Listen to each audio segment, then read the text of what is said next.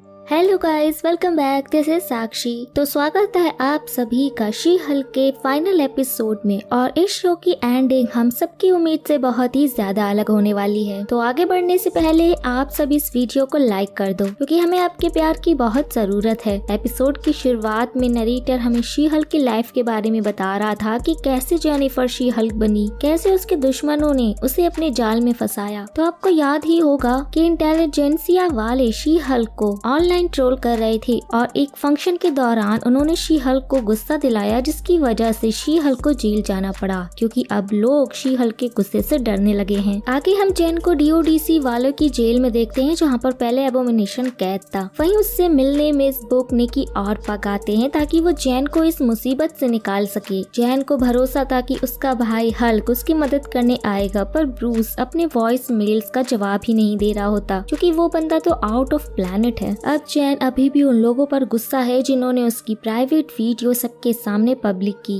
वो उस साइट के हर बंदे को सजा दिलवाना चाहती है, पर मिस बुक उसे समझाती है कि सबसे पहले जेन को अपने बारे में सोचना चाहिए, क्योंकि अभी वो जेल में बंद है। वैसे मिस बुक ने पहले ही डिस्ट्रिक्ट अटॉर्नी से बातचीत कर ली है और जेन को जेल से आजाद करा दिया जाएगा, पर एक शर्त के साथ कि जेन वापस कभी भी शी हल्क नहीं बनेगी और उसे इनहिबिटर पहने रहना होगा, बिल्कुल एबोमिनेशन की तरह। जेन के पास कोई और ऑप्शन नहीं था, तो वो शर्त मानकर जेल से बाहर निकल जाती है, जहां उसके पेरेंट्स उसका इंतजार कर रहे होते हैं और वो जेन के सपोर्ट में ही थे, क्योंकि आजकल तो हर कोई जेल जाकर आता है। अब आगे हम देख पाते हैं कि शी हल्क को उसकी लॉ फर्म से निकाल दिया गया है, क्योंकि अब वो शी हल्क नहीं बन सकती। लेकिन खुशी की बात यह है कि निकी की नौकरी नहीं गई थी। जाने से पहले जेन के दोस्त उसे हौसला देते हैं कि वो उसके साथ है। अब इतना कांड हुआ तो मीडिया वाले भी शी हल्क को ट्रोल करते हैं। इतना कम नहीं था कि जेन के पड़ोसी और मीडिया वाले उसके घर के आगे जमा होकर हंगामा करने लगते हैं, जिससे परेशान होकर जेन अपने घर आती है तो उसके पेरेंट्स से उसे घर में रहने की इजाजत मिल जाती है। पर जेन के रूम में उसकी मॉम ने जिम खोल रखा था, तो जेन को थोड़ा एडजस्ट करना पड़ेगा। अब अपने घर में रहने के लिए भी परमिशन लेनी पड़ रही है, कम से कम इंडिया में तो ऐसा नहीं है। जेन अपने लिए अपार्टमेंट भी ढूंढ रही थी, पर उसे लेने तक जेन को अभी अपने पेरेंट्स के साथ ही एडजस्ट करना पड़ेगा। लेकिन न्यूज रिपोर्टर जेन के पीछे पीछे उसके पेरेंट्स के घर भी आ गए थे। जेन निराश जरूर हुई थी, पर अपनी दोस्त निकी के साथ मिलकर वो उस साइट वाले बंदों पर रिसर्च कर रही थी, ताकि उन्हें कहीं से भी कुछ सुराग मिल पाए। पर इंटेलिजेंसिया साइट के फॉलोअर्स दूसरे देश के भी हैं, तो उन्हें कुछ खास पता नहीं चल रहा होता। बस उन्हें इतना पता चलता है कि इस साइट के एडमिन का नाम हल्क किंग है। निकी तो चाहती थी कि जेन शी हल्क बनकर सबको फोड़ दे, पर जेन को कानूनी तौर के तरीकों से अपना बदला लेना है। यहीं पर निकी को जेन की मॉम उसे निकी के कॉलेज टाइम का एक वीडियो देती है, जिसमें निकी अपने दोस्तों के साथ मिलकर पार्टी कर रही थी। इसी बीच उन्हें पता चलता है कि उनका पिछला पार्टनर डैन न्यूज चैनल पर इंटरव्यू देकर शी हल्क का नाम और खराब कर रहा था। इन सब से थक कर जेन बेड पर आ जाती है और अपनी फीलिंग्स हमसे शेयर करती है, क्योंकि उसने किसी के साथ कुछ बुरा नहीं किया होता, फिर भी उसके कई दुश्मन बन गए थे। तो इस मुसीबत का सामना करने के लिए वो अपने भाई ब्रूस को मैसेज करके उससे मदद मांगती है, पर ब्रूस तक उसका मैसेज ही नहीं जाता। तो वो एमिल यानी एबोमिनेशन को मैसेज करती है, पर एमिल ने तो स्मार्टफोन से नाता ही तोड़ दिया है। तो अब जेन एमिल से मिलने जाने का फैसला करती है, क्योंकि एमिल के शांति आश्रम में ही उसे शांति मिलेगी। उधर हम निकी को देखते हैं, जिसने जेन की कॉलेज पार्टी वाली वीडियो उस साइट पर पोस्ट कर दी है और हल्क किंग निकी के काम से खुश है। दरअसल निकी हल्क किंग का भरोसा जीत कर उससे मिलना चाहती है, ताकि वो उसका चेहरा सबके सामने ला सके। और होता भी कुछ ऐसा ही है। जेन की वीडियो देखकर हल्क किंग निकी को एक जगह बुलाता है, जहां पर उस साइट के सभी बंदे आ रहे थे, पर निकी के लिए मुसीबत बढ़ जाती है जब उसे पता चलता है कि हल्क किंग उसे एक लड़का समझ रहा है और वो सभी औरतों से नफरत करता है। तभी वो शी हल्क के पीछे हाथ धोकर पड़ा था, क्योंकि शी हल्क एक औरत है। निकी को इंस्टेंट एक लड़के की जरूरत थी, तो वो पक को लेकर मीटिंग के लोकेशन की ओर निकल जाती है। इधर चैन भी एमिल के आश्रम में पहुंच गई थी, जहां उसकी मुलाकात उसके पुराने दुश्मन मिस्टर एक्स से होती है, जो चैन का वेलकम करके उसके लिए गेस्ट रूम में बेड तैयार कर देता है, जहां चैन एमिल के लिखी गई बुक को पढ़कर बोर हो रही थी। तो वहीं पर निकी पक के साथ उस साइट वाले बंदों के दिए लोकेशन पर पहुंच गई थी, और गेस व्हाट, वो अभी एमिल के आश्रम में ही आई है। तो निकी पक को समझा देती है कि उसे औरतों को मादा बोलकर बुलाना होगा, ताकि किसी को उस पर शक ना हो, और जो भी पक देखेगा उसे कॉल पर निकी को बताना होगा। पक अंदर चला जाता है, और आपको तो याद ही होगा कि आश्रम में नेटवर्क नहीं रहता, पर कॉल कट होने से पहले पक निकी को बता देती है कि इंटेलिजेंसिया साइट का एडमिन और हल्क किंग कोई और नहीं बल्कि टोड है। मैंने आपको अपनी पिछली वीडियो में ही बता दिया था कि टोड ही उस साइट का ओनर होगा, तो प्लीज हमारे इस एफर्ट को लाइक जरूर करें। अब पक भी उनके कन्वर्सेशन में हिस्सा ले रहा था, तो वो सब यही सब बातें कर रहे थे कि शी हल्क बस एक आम लड़की है जिसको अपने भाई की वजह से एक्सीडेंटली सुपर पावर मिल गई। पक भी उनकी हाँ में हाँ मिलाकर शी हल्क की बुराई कर रहा था ताकि वो उनसे और जानकारी निकाल सके। अब टोड अपने सभी बंदों को कॉन्फ्रेंस के लिए इकट्ठा करता है। उधर जैन को भी मिस्टर एक्स से पता चलता है कि एमिल बेसमेंट में किसी प्राइवेट मीटिंग को अटेंड करने गया है। जैन को भी एमिल के ज्ञान की जरूरत थी, तो वो भी बेसमेंट की ओर निकल पड़ती है। मीटिंग में टोड सबके सामने एबोमिनेशन को बुलाता है और हम देखते हैं कि एमिल एबोमिनेशन बनकर उन सब के सामने आता है। ऐसा नहीं है कि एबोमिनेशन इंटेलिजेंसिया साइट वालों के साथ मिला हुआ है। टोड ने उसे बहुत सारे पैसे दिए हैं ताकि एबोमिनेशन ज्ञान देकर उन सबको अपने मकसद में आगे बढ़ने के लिए बोल सके। साफ शब्दों में एबोमिनेशन बस पैसों के लिए टोड का साथ दे रहा था। पक भी एबोमिनेशन को देखकर हैरान था। तभी एबोमिनेशन के भड़काऊ भाषण के बीच जैन वहाँ पर आ जाती है। एमिल को एबोमिनेशन में बदला देखकर उसका दिमाग खराब हो जाता है क्योंकि वो एमिल की वकील है और सरकार ने एमिल पर एबोमिनेशन बनने की रोक लगाई है। इन सब में जैन का ध्यान टोड पर भी आ गया था। जैन उसे इग्नोर कर देती है। एबोमिनेशन भी वापस से एमिल में बदल जाने के बाद जैन को समझाने लगता है कि वो बस पैसों के लिए एबोमिनेशन बना था। तभी वहाँ पर निकी आकर जैन को यहाँ से साथ चलने का इशारा करती है, पर पक जैन को बता देता है कि ये सारे लोग साइट के बंदे हैं और टोड ही हल्क किंग है। टोड उसे बताने लगता है कि जोश को भी उसी ने उसके पास भेजा था ताकि वो उसका खून चुरा सके और अब टोड ने जैन के खून की मदद से एक ऐसा सीरम बनाया है जिससे वो भी हल्क बन सकता है। और ये सब बताते हुए टोड ने वो सीरम अपने अंदर इंजेक्ट कर लिया था जिससे वो भी हल्क में कन्वर्ट हो जाता है और वो जैन पर हमला कर देता है। पर एमिल वापस एबोमिनेशन में बदल कर जैन को टोड से बचा लेता है। तभी वहाँ पर टाइटेनिया भी आ गई थी और फिर जैन की तरफ से आता है अपना हल्क और उसे लगता है कि एबोमिनेशन जैन को नुकसान पहुंचा रहा होता है, तो वो सीधा एबोमिनेशन से भिड़ जाता है। इन सबके बीच में जैन फोर्थ वॉल ब्रेक करके हम सबसे बात भी कर रही होती है कि ये सीरीज का लास्ट एपिसोड है और हम सब वही घिसा पिटा सीन देख रहे हैं जिसमें एक बंदा सीरम को इंजेक्ट करके विलन बन जाता है, पर एंड में उसे हीरो रोक लेता है। ये काम हल्क और एबोमिनेशन के साथ भी पहले हो चुका है, तो जैन को ये स्टोरी लाइन बकवास लगती है, तो वो भी सीधा टीवी से निकल कर मार्वल स्टूडियो में जाती है जहाँ उसे इस सीरीज के राइटर्स मिलते हैं जो केविन के अनुसार दिए गए प्लॉट की एंडिंग पर डिस्कस कर रहे थे। तो राइटर्स उसे समझाते हैं कि वो स्टोरी में कुछ चेंज नहीं कर सकते जब तक केविन उनसे कुछ चेंज करने को नहीं बोलता। वही मैं आपको बता दूं कि केविन ही मार्वल स्टूडियो की CEO हैं, तो शी हल्क केविन से मिलने निकल पड़ती है जिसके लिए सभी राइटर्स उसे बेस्ट ऑफ लक बोलते हैं क्योंकि केविन किसी से नहीं मिलता